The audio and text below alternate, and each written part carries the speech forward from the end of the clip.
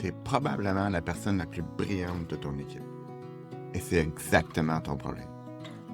Comprends les enjeux avant tout le monde. Tu vois le big picture. Trouve des solutions rapidement. Mais on dit que tu es trop direct, trop agressif. Les gens ont peur de te dire la vérité. Ils n'ont pas le goût de collaborer avec toi. Ton cerveau protège quelque chose. Mais c'est pas ce que tu crois. Tu as appliqué toutes les techniques, mais tu continues d'entendre le même feedback. Et il y a une raison précise pour ça. Ton équipe ne te donne pas toutes les informations et ne prend pas d'initiative. Je te dis, si on dit que tu es trop direct, trop abrasif depuis un certain temps et que rien ne change vraiment, malgré tous tes efforts, t'es pas seul. Purement essayer des choses. Pose plus de questions, tu parles en dernier dans les réunions, tu donnes du feedback. Et pourtant, tu entends les mêmes commentaires. Je comprends ce qui se passe. J'ai été gestionnaire en technologie pendant des années. J'ai accompagné des dizaines de leaders techniques exactement dans cette situation. Des gens brillants, décisifs, orientés résultats. Dans cette vidéo, je ne vais pas te donner une autre technique relationnelle à appliquer. Je vais te montrer pourquoi toutes ces techniques échouent. Et ce qu'on demande vraiment, spoiler, ce n'est pas de devenir un leader mou.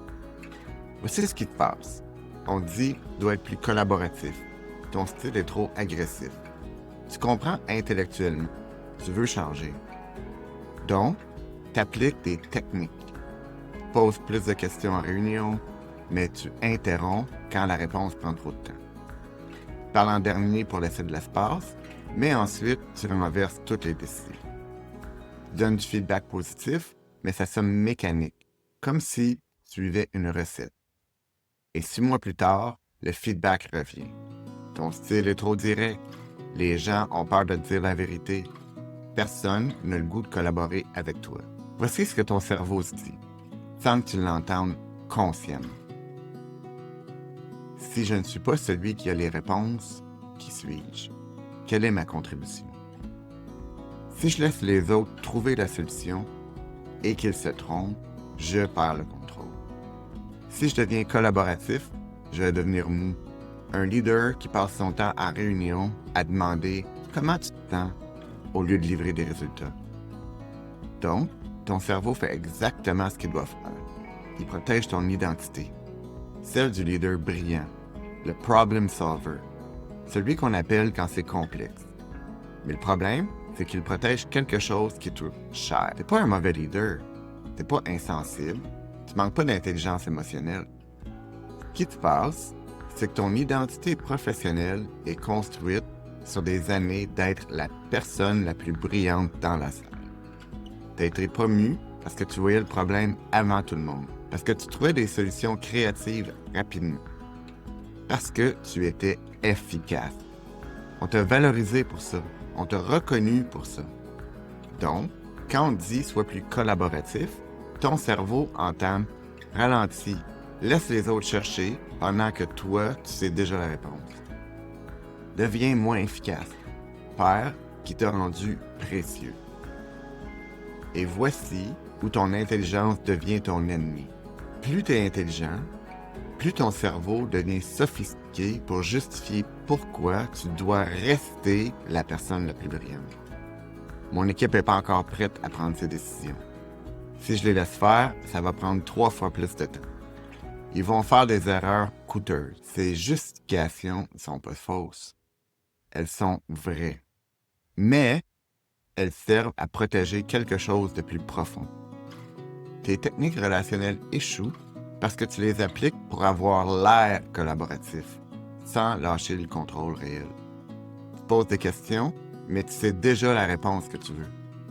Tu parles en dernier, mais pour corriger ce qui vient d'être dit. Tu délègues en réunion, mais tu reprends le contrôle ensuite. La vraie question n'est pas comment je deviens plus collaboratif.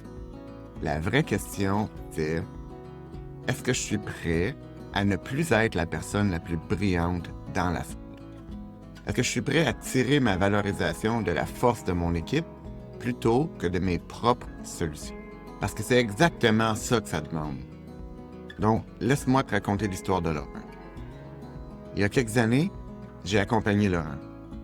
Laurent était un colosse, physiquement imposant. Directeur au sein d'un département de développement logiciel dans une grande organisation.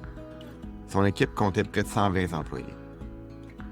Sa capacité à résoudre rapidement et de manière créative des enjeux techniques complexes l'avait propulsé dans son rôle. Mais il stagnait depuis plusieurs années. Sans être colérique, Laurent parlait fort, très fort. À cause de son physique, sa voix portait loin. On l'entendait même dans les autres salles de réunion. En réunion, il se penchait vers l'avant, les coudes sur la table. Il dirigeait les conversations. Il arrivait à des solutions avant même que la plupart des gens aient compris le problème. Et il avait une phrase signature. C'est une perspective intéressante, mais tout le monde savait ce qui venait après le « mais ». Son approche directe et décisive permettait de mettre en place rapidement des solutions. Mais la motivation et l'engagement de son équipe étaient en baisse. La collaboration avec les autres équipes devenait de plus en plus difficile. Des débats interminables, de la résistance. Son supérieur lui rappelait fréquemment qu'il devait changer sa posture. Avant notre coaching, Laurent avait essayé. Il ne parlait plus durant certaines réunions, mais il changeait les décisions dans le quotidien après. Il donnait l'impression de déléguer en réunion de groupe, mais il reprenait le contrôle enfin. Rien ne changeait vraiment. Lors de notre deuxième rencontre, dans son bureau en coin, donnant vue sur le fleuve Saint-Laurent, j'ai commencé par reconnaître son intelligence, sa capacité de résolution rapide de problèmes. C'était réel. Ensuite, j'ai rendu visibles les conséquences de ses actions. Les membres de son équipe qui ne prenaient plus d'initiative. Les collaborateurs qui arrêtaient de partager de l'information importante. Les réunions où les gens acquiesçaient puis faisaient autrement en cachette. Puis, je lui ai posé une question directe. Laurent, en fonction de ces impacts, est-ce que c'est le type de leader que tu souhaites vraiment être? La réponse était évidemment non. Pour un colosse comme Laurent, ça a été un dur coup. Il valorisait les relations harmonieuses, il aimait et respectait sincèrement ses collaborateurs, mais ses actions n'étaient pas alignées avec ses valeurs profondes. Puis je lui ai dit quelque chose qu'il n'avait jamais entendu. Laurent, tu n'as pas à devenir quelqu'un d'autre. Tu n'as pas à devenir un leader mou. Tu n'as pas à passer tes journées à discuter de comment les gens se sentent. Mais tu dois modifier ton approche et surtout, d'où tu tires ta valorisation personnelle. On a commencé simple. Laurent a choisi un premier collaborateur de confiance, quelqu'un qu'il respectait. Il lui a donné plus d'autonomie sur une problématique non critique, pour commencer. Il l'a supporté, même si la résolution prenait plus de temps que s'il l'avait fait lui-même. Laurent a été surpris de la qualité de la solution mise en place par ce collaborateur. Donc, graduellement, il a donné plus d'autonomie à d'autres membres de son équipe. Aujourd'hui, Laurent occupe le même rôle, mais il est reconnu comme l'un des leaders qui développe le mieux les capacités de son équipe. Il continue de bénéficier de l'admiration pour des solutions innovantes et efficaces, mais maintenant, c'est à cause des capacités de son équipe, pas à cause de ses capacités personnelles. Mais pour y arriver, il a dû accepter une chose. Il a dû lâcher le besoin d'être la personne la plus brillante dans la salle. Voici ce qu'on te demande vraiment. On ne te demande pas de devenir un leader mou. On te demande d'utiliser ton intelligence pour créer une équipe performante et engagée. Pas pour protéger ton besoin de paraître la personne la plus brillante du groupe. Tu peux rester direct, décisif, orienté résultat, mais tu dois arrêter d'utiliser ta brillance pour fermer les conversations et commencer à l'utiliser pour les ouvrir. Voici ce qui se passe actuellement. Ton équipe ne te donne pas toutes les informations. Ils ne prennent pas d'initiative. C'est pas parce qu'ils ont peur de toi, parce qu'ils ont appris que c'est ta solution qui va primer de toute façon. Alors, ils choisissent de mettre leur énergie ailleurs. Quand tu poses des questions en réunion, ils savent que tu as déjà la réponse. Quand tu délègues, ils savent que tu vas vérifier et probablement corriger. Quand tu dis « c'est une perspective intéressante, mais », ils savent que leurs idées viennent de mourir. Donc, ils arrêtent d'essayer. Ils te donnent ce que tu veux, des exécutants, pas des penseurs. Et ça te coûte cher. Court terme, t'es efficace. Les problèmes se règlent vite. Contrôle les résultats. Mais, à moyen et à long terme, ton équipe stagne. Ils ne développent pas leurs capacités. Ils partent chercher la croissance ailleurs. Les autres départements résistent à collaborer avec toi, ça crée des fictions, des délais. Et toi, tu restes coincé dans l'opérationnel parce que personne d'autre ne peut faire ce que tu fais. Tu es devenu indispensable et c'est exactement le problème. Alors voici ce que ça demande.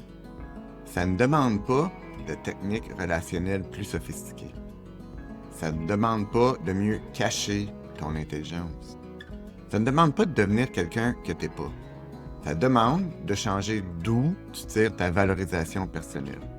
De « je suis celui qui a les réponses » à « je suis celui qui crée une équipe capable de trouver les réponses ».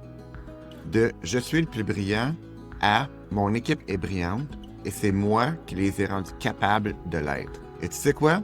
Tu vas encore être reconnu, admiré, valorisé, mais pour quelque chose de plus grand. Ta capacité à développer les autres, à créer une équipe forte, à laisser un héritage, pas juste des solutions à court terme.